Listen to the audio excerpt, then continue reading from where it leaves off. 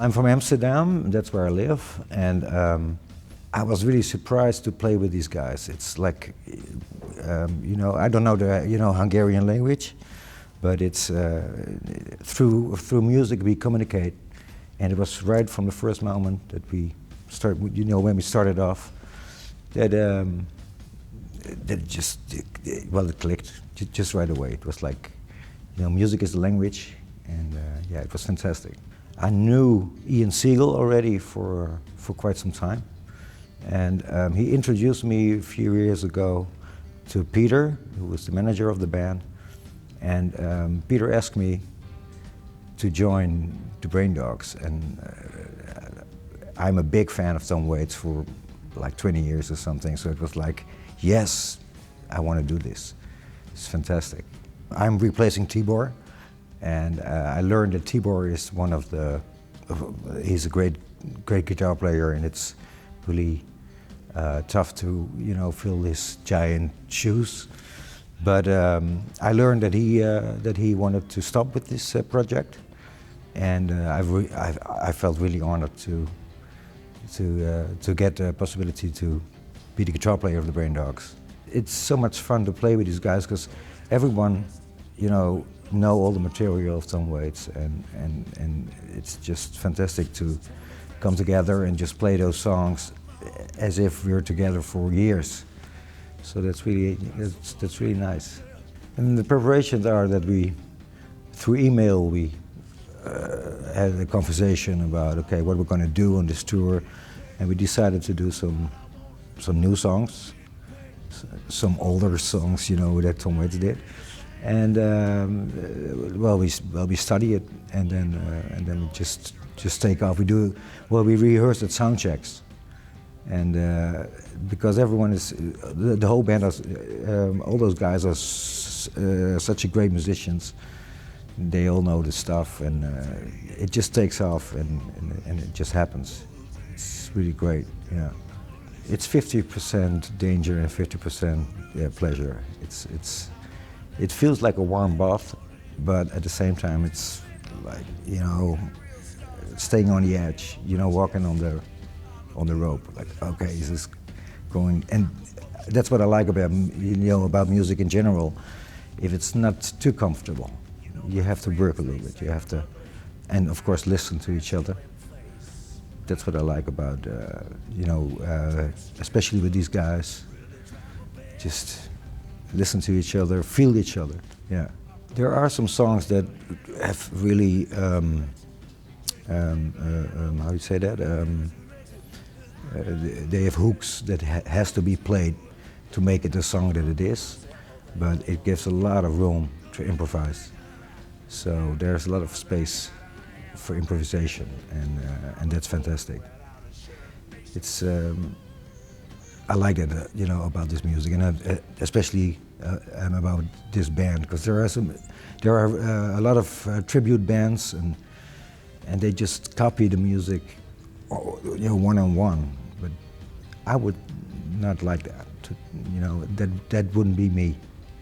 I think one of the first albums I learned from Tom Waits was Swordfish Trombones, and I heard a guitar player playing on the album, and I was like, wow, this is a very interesting guitar player.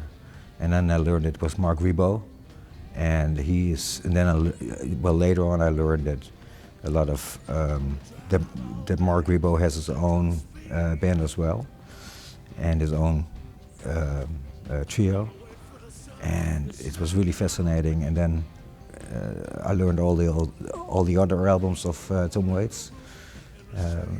Mule Variations was also a fantastic album. Of course, I studied the material that the Braindogs already were doing, so I listened to what, you know, Tibor was doing, but I can never, you know, copy Tibor, and I can even, you know, copy Mark Ribot or one of the other guitar players that's in Tom Waits' band. So I was thinking, okay, what can I do with this? And I thought, okay, I'm going to be myself and just play the material as if it's, you know, how I would interpret it. And that's also one of the greatest things about the Braindogs. We don't copy Tom Waits. It's more like we interpreted his material on our own way. So we're trying to make it new, although it's already existing material. Yeah. Braindogs!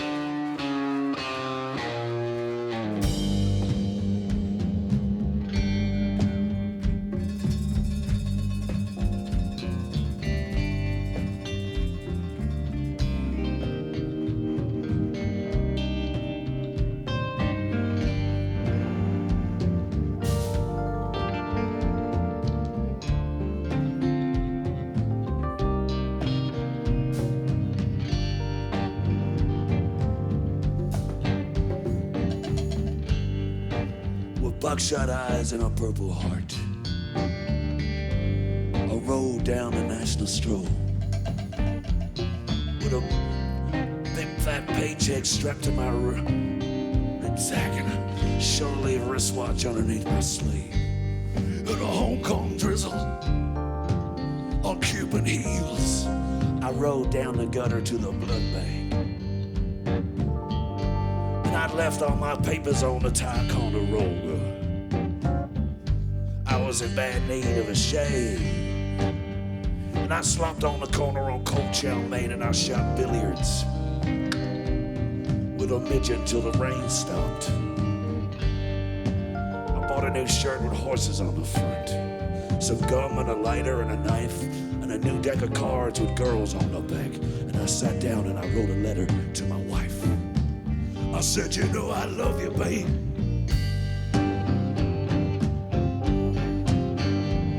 So far away from home,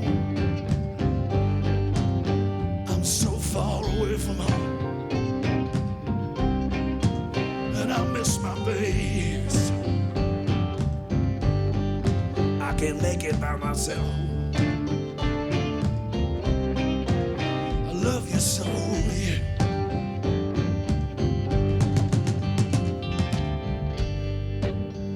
I was pacing myself, trying to make it all last, squeezing all the life out of a lousy 2-day pass. I'd have called one of the Dragon with some Filipino floor show, and I talked baseball with a lieutenant over a Singapore sling, and I wondered how the same moon outside of this Chinatown fair could look down on Illinois and find you there. You know I love you, babe. So far away from home, so far away from home. I miss my baby so. I can't make it by myself. I love you so. Come on, baby. Charlie. Charlie.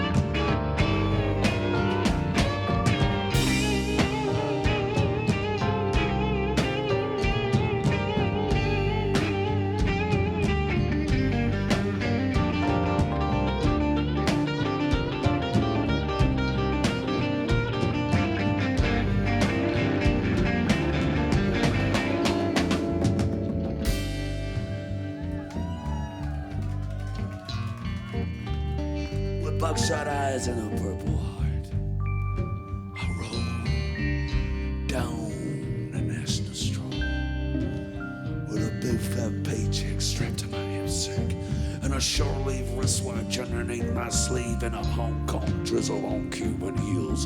I rolled down the gutter to the blood bag, and I left all my papers on the tire corner roller. I was in bad need of a shave. I slopped on the corner on Cold Chow Main, and I shot billiards with a midget till the vein stopped.